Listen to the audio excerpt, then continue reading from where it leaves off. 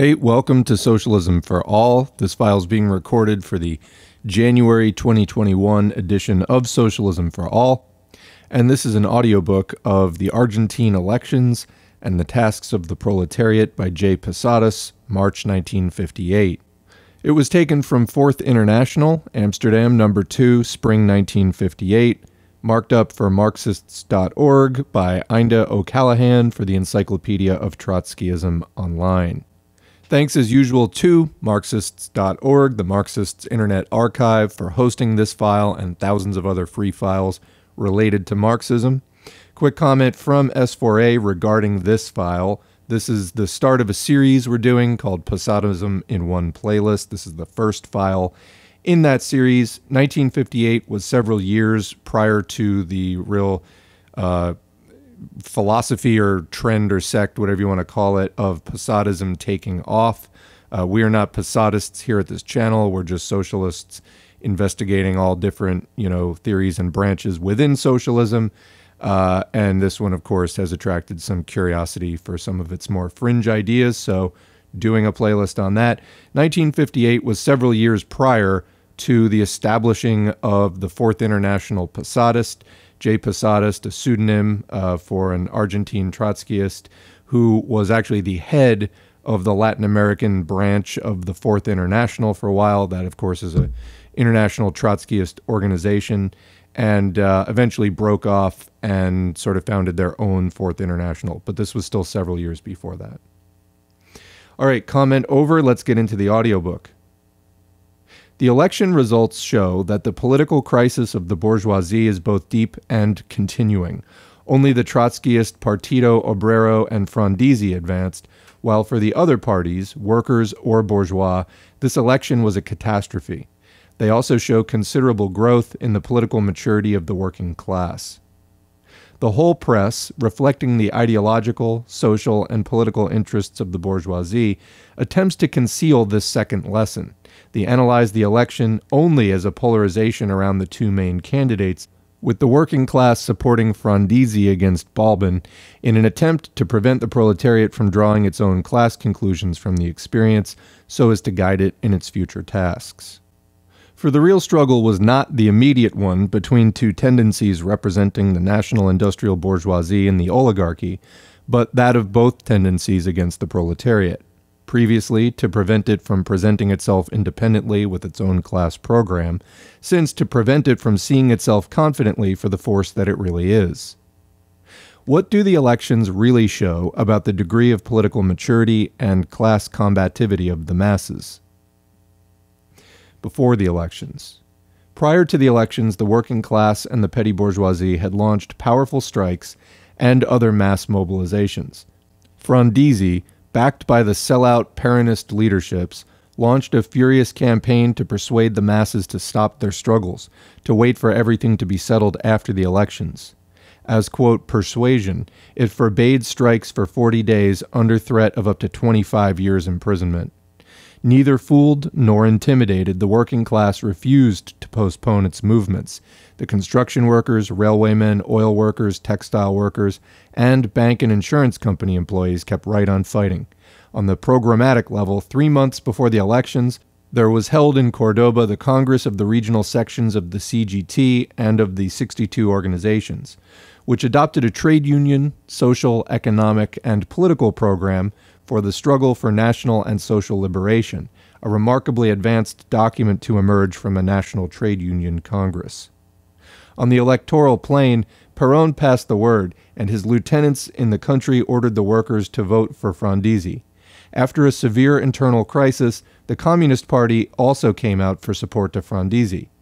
Peronists, Stalinists, various petty bourgeois tendencies brought unremitting pressure on the working class, presenting support for Frondizi not only as a lesser evil, but as the only way out. The opposite would be dictatorship, catastrophe.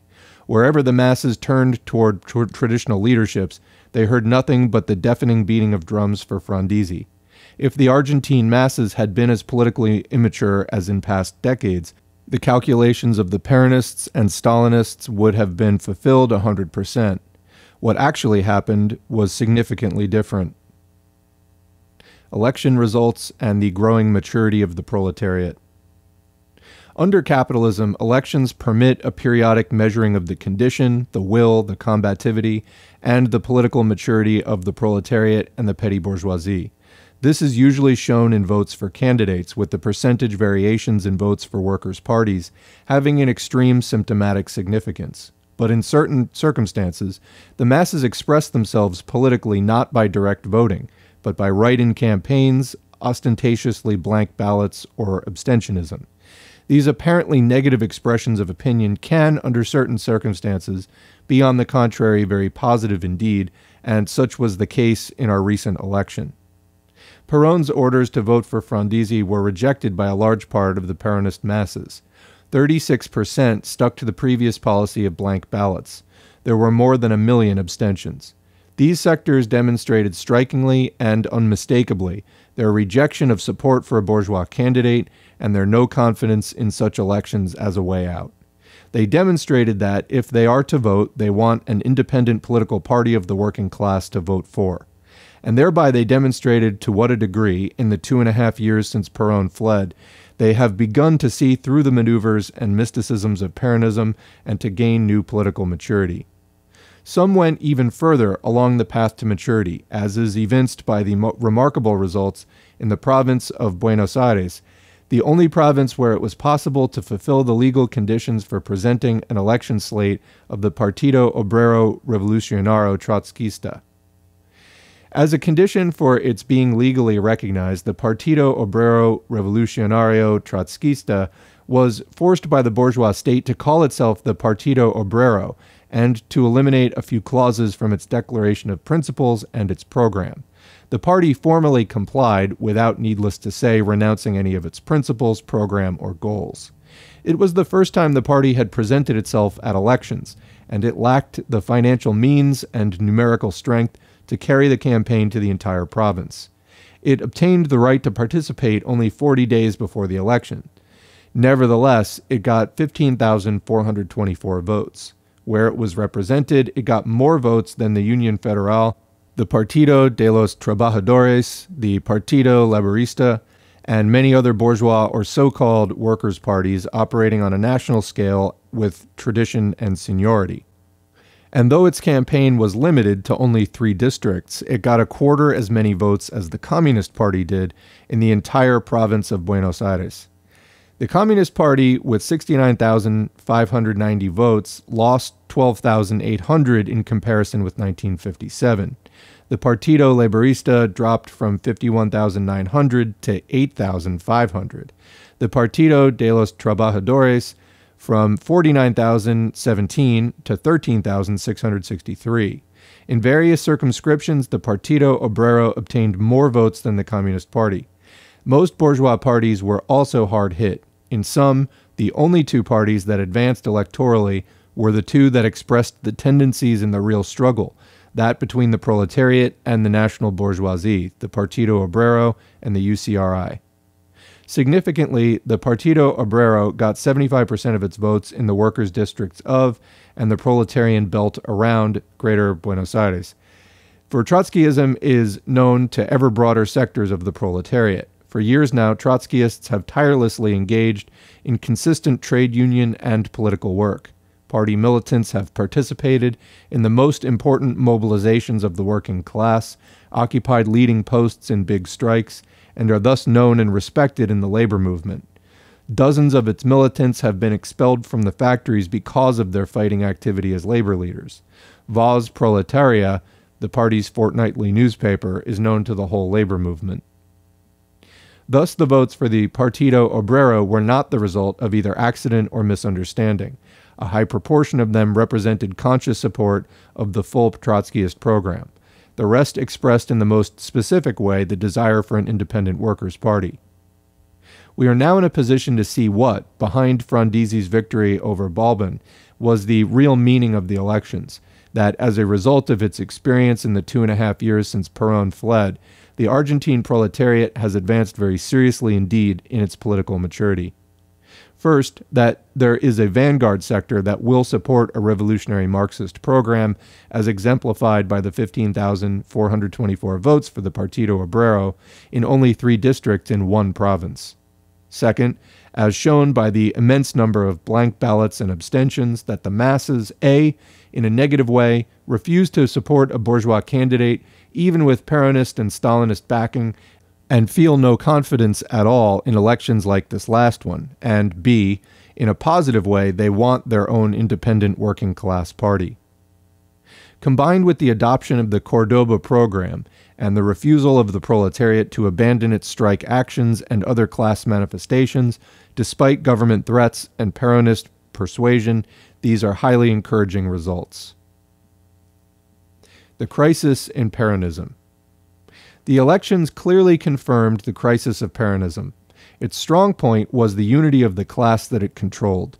In these elections, that unity was broken, and Peronism lost and will continue to lose control and leadership of the masses. Since 1945, the proletariat has maintained a profound sense of unity, fraternity, and class solidarity.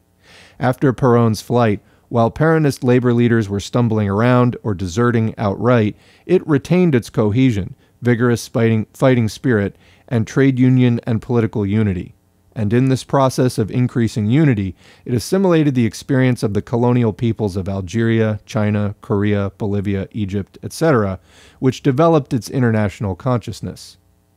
The Peronist leadership had some grounds for believing that it could count on unconditional support by this united working class. But its policy handcuffed the workers, headed off a generalized class movement to overthrow the reactionary military government. It averted all attempts at general mobilization of the masses, limited them to narrow demands accompanied by terrorist and putschist adventures.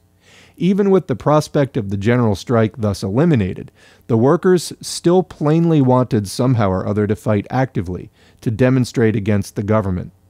Peronist election policy was also an attempt to provide a discharge for this pent-up pressure through an electoral outlet.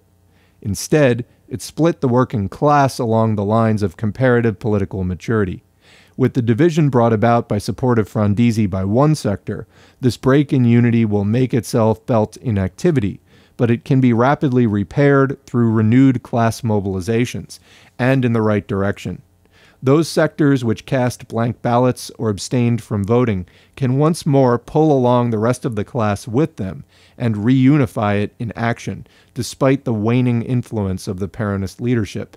But the most important obstacle along the path is the lack of an independent class leadership and political organization. It is necessary to prevent the crisis in Peronism from being used by the bourgeois and labor bureaucratic leaderships to paralyze the process of growing political maturity and organization of the working class. To give the crisis of Peronism a progressive course, it is necessary to organize the Labor Party based on the trade unions. There has ripened within Peronism a petty bourgeois Jacobin tendency that is trying to take advantage of the crisis, but only to drag the Peronist party back to a petty bourgeois program of mere national liberation. Quick comment, sounds a little bit like let's push Biden left. This tendency has found an echo and a certain acceptance among leaders and middle-ranking cadres of the Peronist trade union movement, yet these Jacobin tendencies also express in a deformed way a reflection of the ranks' tendency to detach from themselves from a program of unconditionally serving the industrial bourgeoisie. Peronist support for Frondizi was not a last-minute decision. It was decided in principle a year ago. After the failure of the June 1956 coup d'etat, the Peronist leadership realized that it had no chance of regaining power by military means, and it would never have recourse to a real revolutionary mobilization of the masses. So it decided on support of another figure who serves the same master, the national industrial bourgeoisie. But it found great resistance in both the ranks and the middle cadres. Typically symptomatic was the fact that it was only one day before the elections that the Peronist Tactical Command was able to publish an announcement signed by well-known unionists with authority in the working class, saying that Peronists must vote for Frondizi. If there had not been deep divergences, it would have appeared 12 days earlier, i.e. on the date of the first Peronist communique announcing the policy of voting for Frondizi. Such petty bourgeois leaders as Leloir are trying falsely to prevent these divergences as reflecting political differences within the bourgeois camp. But the real reason for the resistance and even rejection by sectors of working class and even petty bourgeois Peronist leaders of the vote for Frondizi policy was that they sensed the discontent of the working class base and its refusal to vote for a bourgeois candidate, immediately to be exemplified by the massive casting of blank ballots and abstentionism. In short, a class attitude. This class significance will make itself deeply felt in the next period of mass struggles within Peronism and in the trade union movement. The crisis in the Communist Party. On electoral policy, there was no unanimity in the CP leadership. They weighed each candidate's possibilities, the advantages and concessions each might provide. Discussion was lengthy. Even support for Balbin was considered. Finally, they chose Frondizi with the calculation that the visibly combative proletariat, not being given voting guidance by the Peronist leadership, would vote for Frondizi for president and themselves for deputies, senators, etc.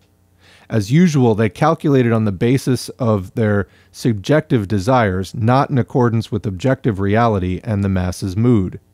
In calculations made for the CP rank and file, the leadership made it clear that it was expecting a 30% increase in votes.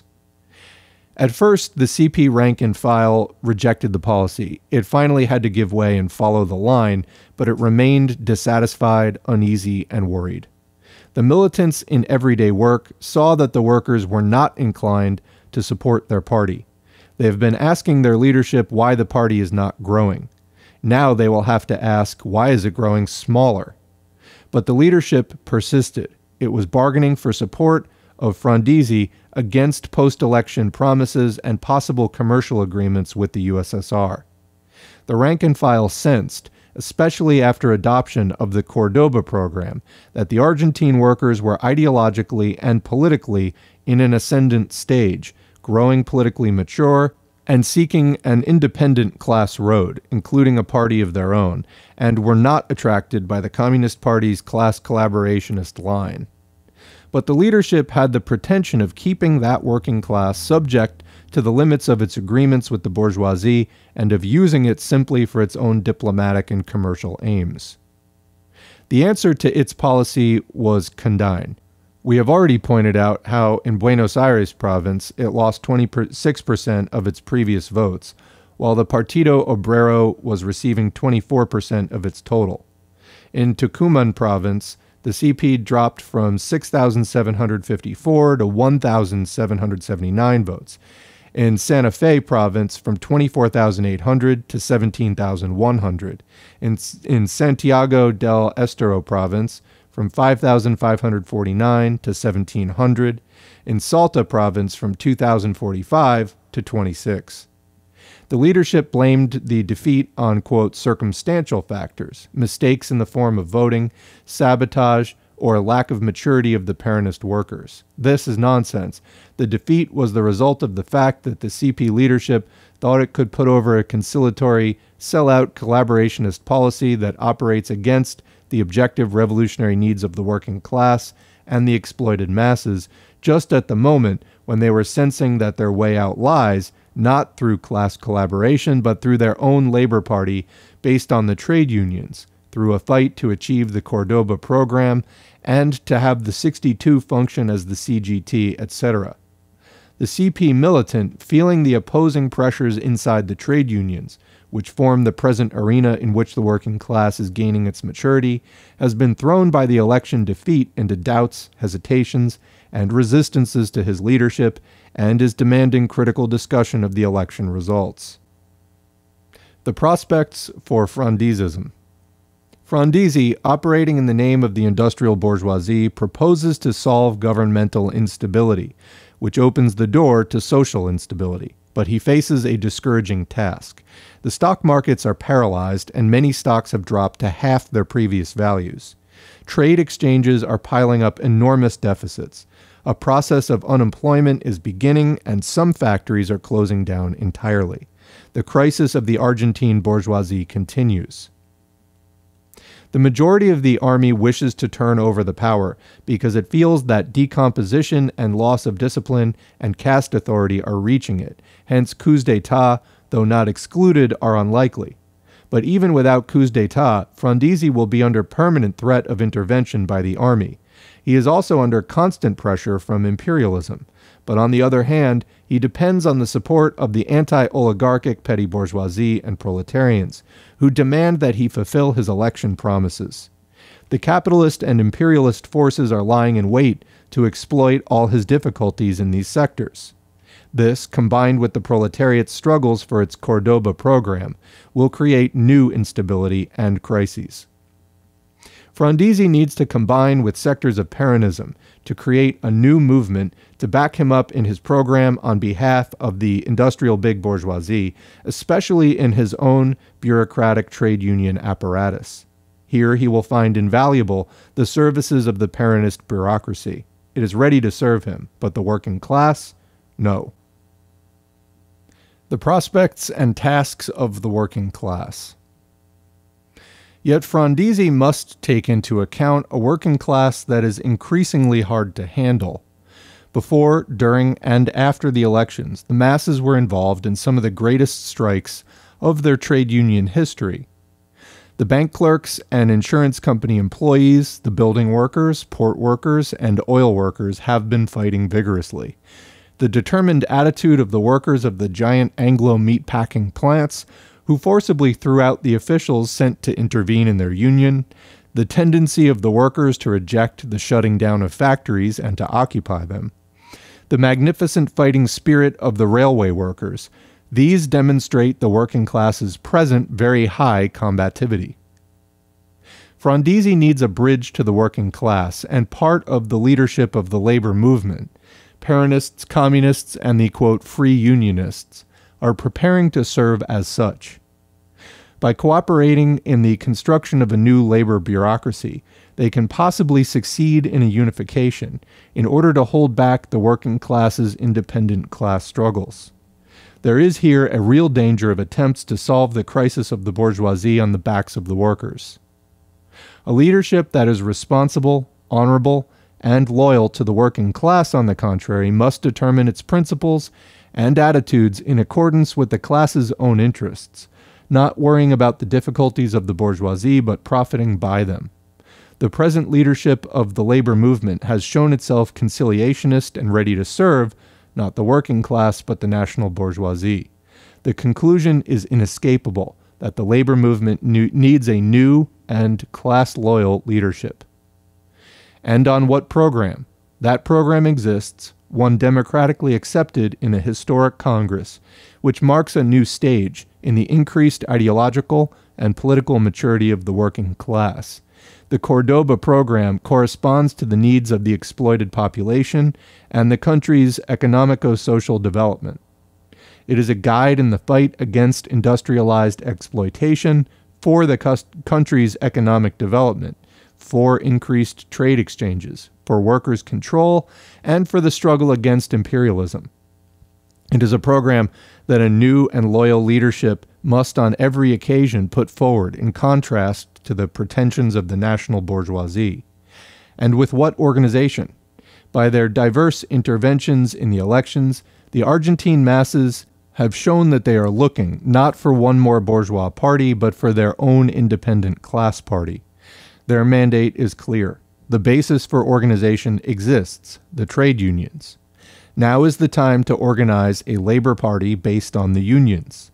Once the unions and the central and regional organization have formed it, they must call on all the exploited sectors of the population to join, either individually or as organizations. Call on all housewives, farmers, students, white-collar workers, etc. And with what political goal? The duty of the responsible leaders, cadres, and militants of the working class is not to hasten to help Frondizi save the bourgeoisie, to get it out of its contradictions and difficulties, but to advance the working class toward its own power. Its immediate goal must be that of a workers' and peasants' government. In the meantime, The 62 organizations must function as the CGT, while the struggle goes on for the reconquest of the patrimony of the Central Obrera. On the road to a workers' and peasants' government, the masses can now be mobilized by the Cordoba program against unemployment, against the high cost of living, against the dismantling of industries, and for diplomatic relations and trade agreements with all the workers' states, and for the expulsion and appropriation of imperialism. With the recent demonstration of the increased political maturity of the proletariat and its continued high level of combativity, its militants and leading cadres must not wait to be called for organization. They must themselves take the initiative and dynamically organize committees in the factories, carry the matter forcefully to the districts and unions. In this very struggle, the new leadership of the labor movement will be selected. 4 March 1958. And that's the end of the audiobook. Tomorrow we'll be covering the Cordoba program itself, the document that Posadas is referring to here as the likely basis for the new Workers' Party to rally around. And of course, as you can hear in this document, he believed that his organization, the Trotskyist Party, was, had heavily organized within the labor unions, was more in touch with the workers than the Communist Party, connected with the Soviet Union. And they felt that they were best positioned to do the leading in this case. So you can hear that clearly here. So as for the rest of this, for context, a little bit of the history of Argentina is important to understand. So they're talking about Perón. This is General Juan Perón. He became president of Argentina in 1946 and ruled up to the mid-1950s, 1955. Actually, he was deposed in a coup. He went to go live in Franco's Spain, which was basically fascist. But during the about 9 or 10 years that Perón was in power, it was a very repressive government. The currency did terribly due to inflation. Opposition political people were, sorry, that was not very articulate, were imprisoned, tortured, really bad stuff. So 1958, there basically had been coups for several years, and obviously this Trotskyist Party was jockeying for position because there just wasn't a very clear social order. Then from 1958 to 1966, which is basically the point that we're picking up Posadas here. This is the first document in his 1958. So Frondizi did win this election. The political instability continued. Frondizi, that government ended in 1962 when the military intervened. This leads up then to 1966, Revolución Argentina. Really, all of Argentina's history from this point, it becomes more repressive, less stable. There's a number of military juntas, and actually Perón himself returns and becomes president again 18 years after he left. In 1973, he comes back for a few years until his death. Following this, it just goes on, and there is basically a military dictatorship for years in the 70s and 80s in which people are killed, disappeared, tens of thousands of people. So anyway, this is basically the political backdrop for understanding what is, coming out of the J. Posadas camp in Argentina. So it's really beyond the scope of this program to go further into the history of Argentina, but that should give you some idea. And we will continue with a few new J. Posadas pieces in each month of the coming year or two on Socialism for All. Thanks for listening. And that's the video. Thanks to our current patrons whose names are on the screen. If you'd like to get your name on the screen or just support us financially, you can go to patreon.com/socialismforall and sign up for a monthly donation. You can also follow us at facebook.com/socialism4all. Used to have a page at FOR all, and it got throttled to death by Zuck. Here on YouTube, please click the like button, subscribe button, and the notifications bell. Please leave a comment if you can, and please share our video wherever you're online, your Twitter feed, your Discord servers, Reddit subs, etc. All of that helps more people to see this content, whether it's in the YouTube algorithm or just posting it on other sites. All of that's helpful. All of you out there supporting and promoting this content makes it all go that much more smoothly. We need to end capitalism, normalize talking about socialism today, and it's really kind of our only hope for a better tomorrow. Thanks for all you do, and we will catch you in the next video.